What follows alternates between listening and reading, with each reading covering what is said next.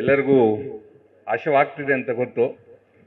But ಆದರೆ ನಾನು sir ಬಗ್ಗೆ ಕೆಲವು ವಿಚಾರಗಳು ಹೇಳಲೇಬೇಕಾಗಿರೋದ್ರಿಂದ ಕೆಲವೇ ನಿಮಿಷಗಳಲ್ಲಿ ನನ್ನ ಮಾತುಗಳನ್ನು ಮುಗಿಸ್ತೀನಿ. ನಾನು ಇಲ್ಲಿ ಬರುವಾಗ ಏನು ಮಾತಾಡಬೇಕು ಅಂತ ಯೋಚನೆ ಮಾಡ್ತಿದ್ದೆ, ಯಾಕಂದರೆ ತುಂಬ ವಿಚಾರಗಳಿದೆ ಮಾತಾಡೋದಕ್ಕೆ. ಆದರೆ ಮಾತಾಡೋದಕ್ಕಿಂತ ಮುಂಚೆ ಒಂದು ವಿಚಾರವನ್ನು ಪ್ರಸ್ತಾಪ ಮಾಡಿ ಮತ್ತೆ ನನ್ನ ಮಾತುಗಳನ್ನು ಮುಂದುವರಿಸ್ತೀನಿ. ನೋಡಿ, ಉಪನಿಷತ್ತಲ್ಲಿ ದೇವರಿಗೆ ಸಮ ಅಂತ 4 ವ್ಯಕ್ತಿಗಳನ್ನ ಪ್ರಸ್ತಾಪ ಮಾಡಿದ್ದಾರೆ.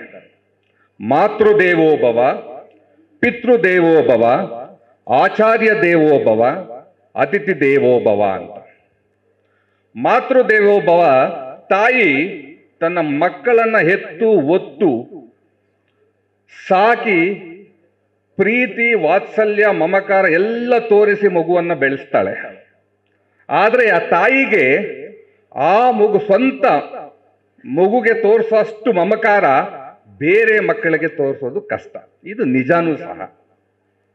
ಆದರೆ ಒಬ್ಬ ಗುರು ಎಲ್ಲ ವಿದ್ಯಾರ್ಥಿಗಳನ್ನ ತನ್ನ ಮಕ್ಕಳಂತೆ ವಿದ್ಯಾಭ್ಯಾಸ ಜ್ಞಾನ ಎರಡನ್ನು ಕೊಟ್ಟು ಸಮಾಜದಲ್ಲಿ ಒಳ್ಳೆಯ ಪ್ರಜೆಗಳಾಗಿ ಜೀವನವನ್ನು ರೂಪಿಸೋದಕ್ಕೆ ಸಹಕಾರ ಮಾಡ್ತಾರೆ.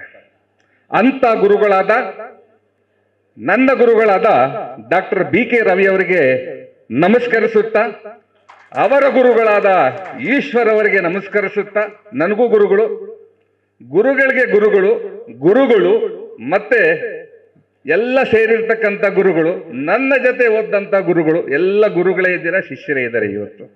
ಸೊ ಹಂಗಾಗಿ ಇದು ಇಟ್ಸ್ ಎ ಗ್ರೇಟ್ ಆಪರ್ಚುನಿಟಿ ನಮಗೆ ಗುರುಗಳ ಬಗ್ಗೆ ಮಾತಾಡೋದಕ್ಕೆ.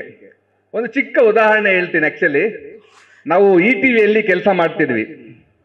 ETVಯಲ್ಲಿ ಕೆಲಸ ಮಾಡ್ತಿರ್ಬೇಕಾದ್ರೆ ನನ್ನ ಒಬ್ಬ ಕೊಲೀಗು ನಮ್ಮ ಡಿಪಾರ್ಟ್ಮೆಂಟ್ಗೆ ಬಂದು ಮಾತಾಡ್ಸ್ಕೊಂಬರೋಣ ಎಲ್ಲ ಪ್ರೊಫೆಸರ್ಗಳನ್ನ ಅಂತ ಬಂದಿದ್ರು. ಇದರಲ್ಲಿ ಮಾತಾಡ್ಸ್ಕೊಂಬರೋಣ ಅಂತ ಬಂದಾಗ ನಮ್ಮ ಒಬ್ಬ ಪ್ರೊಫೆಸರು, ಏನಪ್ಪ ಏನು ಮಾಡ್ತಿದ್ದೀ ಇಲ್ಲಿ, ಕ್ಲಾಸ್ಗೆ ಹೋಗು ಅಂದ್ರಂತೆ. ಆದರೆ ಅದೇ ಹುಡುಗ ಮತ್ತೆ BK ರವಿಯವ್ರನ್ನ ಮಾತಾಡಿಸ್ಬೇಕು ಅಂತೇಳಿ ಅವರ ಚೇಂಬರ್ಗೆ ಹೋದರಂತೆ. ಚೇಂಬರ್ಗೆ ಹೋದಾಗ ಎಲ್ಲರ ಬಗ್ಗೆ, ನಮ್ಮ ಬಗ್ಗೆ, ನಮ್ಮ ಜೊತೆ ಕೆಲಸ ಮಾಡೋರ ಬಗ್ಗೆ, ಎಲ್ಲರ ಬಗ್ಗೆ ವಿಚಾರಿಸಿದರೆ ಹೆಂಗೆ ನಡೀತಿದೆ ಅಂತ. ಅಂದರೆ ಇದನ್ನು ಯಾಕೆ ನಾನು ಹೇಳ್ತಿದ್ದೀನಿ ಅಂತಂದರೆ, ಒಬ್ಬ ಅಧ್ಯಾಪಕರು ಅವರ ಕರಿಯರಲ್ಲಿ 35 ವರ್ಷಗಳಲ್ಲಿ ಓದಿರ್ತಕ್ಕಂಥ ಎಲ್ಲ ವಿದ್ಯಾರ್ಥಿಗಳ ಹೆಸರು, ಅವರು ಏನು ಮಾಡ್ತಿದ್ದಾರೆ, ಯಾವ ಕರಿಯರಲ್ಲಿ ಇದ್ದಾರೆ, ಎಲ್ಲದನ್ನ ತಿಳಿದುಕೊಂಡು ಅವರ ಜೊತೆ ಸತತವಾಗಿ ನಿರಂತರವಾಗಿ ಸಂಪರ್ಕದಲ್ಲಿರ್ತಕ್ಕಂಥ ಏಕೈಕ ಪ್ರೊಫೆಸರ್ ನನ್ನ ಜೀವಮಾನದಲ್ಲಿ ನೋಡಿದ್ದೀನಿ ಅಂತ ಅದು ಡಾಕ್ಟರ್ BK ರವಿ ಅವರು. ನಮ್ಮೆಲ್ಲರ ಜೊತೆ ಯಾವಾಗ್ಲೂ ಟಚ್ ಅಲ್ಲಿ ಇರ್ತಾರೆ. ವಾರಕ್ಕೊಂದ್ಸಲ 2 ಸಲ ಮಾತಾಡ್ತಿರ್ತೀವಿ. ಸೊ ನಾನು ವೈ ಈಸ್ ಸೋ ಸ್ಪೆಷಲ್ ಅನ್ನೋದನ್ನ ಒಂದು ಲೈನಲ್ಲಿ ಹೇಳ್ತೀನಿ. ಯಾಕೆ ಅಂತಂದ್ರೆ, ನಮಗೆ ತುಂಬ ಅಧ್ಯಾಪಕರು ಅವರು ಓದಿ ಡಾಕ್ಟರೇಟ್ ಮಾಡಿ ಬಂದು ಟೀಚ್ ಮಾಡ್ತಾರೆ. ಆದರೆ ಇವರ ವಿಶೇಷ ಏನು ಅಂತಂದ್ರೆ, ಟೀಚಿಂಗ್ ಫ್ಯಾಕಲ್ಟಿ ಆಗೋದಕ್ಕಿಂತ ಮುಂಚೆನೆ ಮಾಧ್ಯಮದಲ್ಲಿ ಕೆಲಸ ಮಾಡಿ ಮಾಧ್ಯಮದ ಬಗ್ಗೆ ಪರಿಪೂರ್ಣವಾಗಿ, whether it is a print media, whether it is a television, whether it is radio, ಯಾವುದೇ ಫೀಲ್ಡ್ ಬಗ್ಗೆ ಅಗಾಧವಾದ ನಾಲೆಡ್ಜ್ ಇಟ್ಕೊಂಡು ಬಂದು ಟೀಚ್ ಮಾಡೋದಿದೆಯಲ್ಲ, that is more important.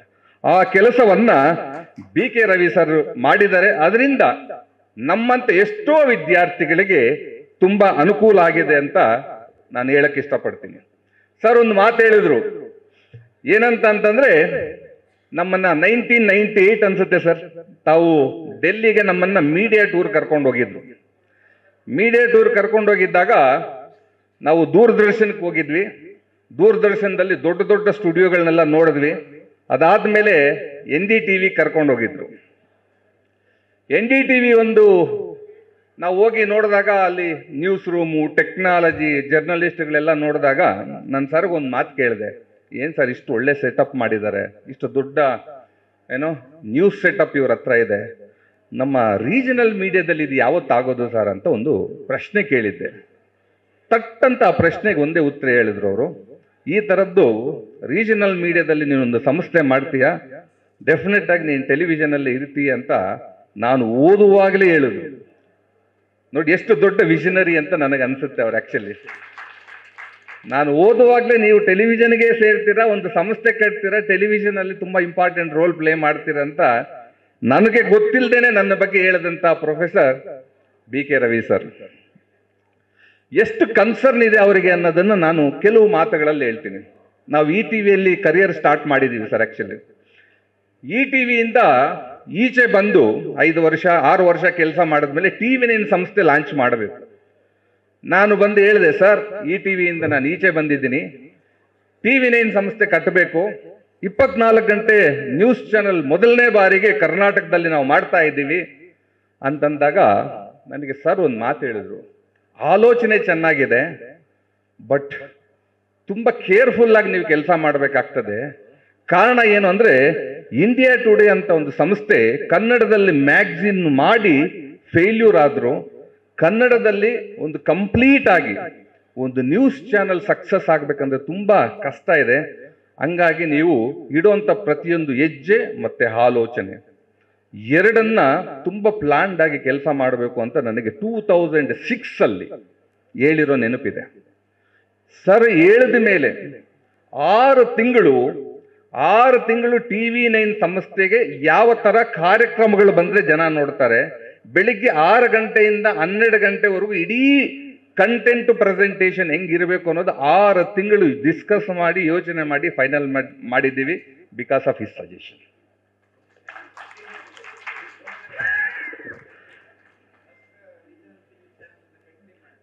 First regional channel ಮತ್ತೆ ಒಂದು ರೀಜನಲ್ ಚಾನಲ್ ಆಗಿ ದೇಶದ ನಂಬರ್ 1 ನ್ಯೂಸ್ ಚಾನಲ್ ಆದಂತ ಏಕೈಕ ಚಾನಲ್ ಈ ಭಾರತದಲ್ಲಿ ಏನಾದ್ರೂ ಇದ್ರೆ ಅದು TV9.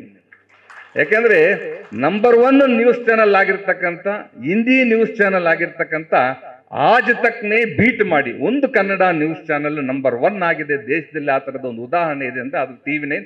ಆ ಸಂಸ್ಥೆಗೆ ನಾವು ಕೆಲಸ ಮಾಡಿರೋದು ನನಗೆ ತುಂಬಾ ಹೆಮ್ಮೆ ಇದೆ. ಮತ್ತೆ ಈಗಲೂ ಅಷ್ಟೇ, ನಾವು ಅಲ್ಲಿಂದ ಈಚೆ ಬಂದು ನ್ಯೂಸ್ ಫಸ್ಟ್ ಮಾಡಿದಾಗ್ಲೂ ತುಂಬ ಕನ್ಸರ್ನ್ ನಮ್ಮ ಬಗ್ಗೆ, ಯಾವಾಗ ಆಗ್ತದೆ, ಏನಾದರೂ ಪ್ರಾಬ್ಲಮ್ ಇದೆಯಾ, ತೊಂದರೆ ಇದೆಯಾ, ಏನಾದರೂ ಸಪೋರ್ಟ್ ಬೇಕಾಗ್ತದ, ಅಡ್ವೈಸ್ ಬೇಕಾಗ್ತದ. ಸೊ ಈ ಥರದಲ್ಲಿ ಕಾಲ ಕಾಲಕ್ಕೆ ನಮಗೆ, ಯಾಕೆಂದ್ರೆ ಒಬ್ಬ ಪ್ರೊಫೆಸರ್ ನಾವು 2 ವರ್ಷ 3 ವರ್ಷ ನಾವು ಕಾಲೇಜ್ ಮುಗಿಸ್ಕೊಂಡು ಹೋದ್ಮೇಲೆ ಮತ್ತೆ ಎಲ್ಲೋ ಸಿಕ್ಕದಾಗ ಮಾತಾಡ್ತೀವಿ. ಆದರೆ ಸತತವಾಗಿ ಸರ್ 50 ವರ್ಷ ಮುಗಿಸಿದರೆ ಅವರ ಪ್ರೊಫೆಷನಲ್ಲಿ, ನಾನು 25 ವರ್ಷ ಮುಗಿಸಿದ್ದೀನಿ, ಅವರ ಅರ್ಧ. ಆದರೆ 25 ವರ್ಷ ಸತತವಾಗಿ ನನ್ನ ಜೊತೆ ಸಂಪರ್ಕದಲ್ಲಿದ್ದಾರೆ, ನನ್ನ ಕಷ್ಟ ಸುಖ ಎಲ್ಲವನ್ನ ವಿಚಾರಿಸ್ತಾರೆ. ಅದಕ್ಕೆ ನಾನು ಚಿರಋಣಿ ಸರ್ ತಮಗೆ. ಕೊನೆಯದಾಗಿ ಒಂದು ಮಾತು ಹೇಳಿಬಿಟ್ಟು ನನ್ನ ಮಾತನ್ನ ಮುಗಿಸ್ತೀನಿ. ಶಿವ ಪಾರ್ವತಿಗೆ ಮಾತಾಡ್ತಿರ್ಬೇಕಾದ್ರೆ ಪಾರ್ವತಿ ಕೇಳ್ತಾರಂತೆ, ಈ 3 ಲೋಕದಲ್ಲಿ ಯಾರು ದುರ್ಲಭ ಅಂದ್ರೆ ಅಪರೂಪ, ಎಕ್ಸೆಪ್ಷನಲ್ ವ್ಯಕ್ತಿ ಅಂತ ಯಾರಾದ್ರೂ ಇದ್ರೆ ಯಾರು ಅಂತ ಕೇಳ್ತಾರಂತೆ. ಅದಕ್ಕೆ ಶಿವ ಹೇಳ್ತಾನಂತೆ, ಗುರು ಅಂತ. ಸೊ ಹಂಗಾಗಿ ನಮ್ಮ ಜೀವನದಲ್ಲಿ ನಮಗೆ ಒಳ್ಳೆ ಗುರುಗಳು ಸಿಕ್ಕಿದ್ದಾರೆ, ಅವರ ಮಾರ್ಗದರ್ಶನದಲ್ಲಿ ನಾವು ಬೆಳೆದಿದ್ದೀವಿ ಅಂತ ಹೇಳೋದಕ್ಕೆ ನನಗೆ ತುಂಬಾ ಸಂತೋಷ ಆಗ್ತಿದೆ. Thank you very much. News First, ನಿರ್ಭೀತಿಯಿಂದ ನಿಮ್ಮ ಪರವಾಗಿ.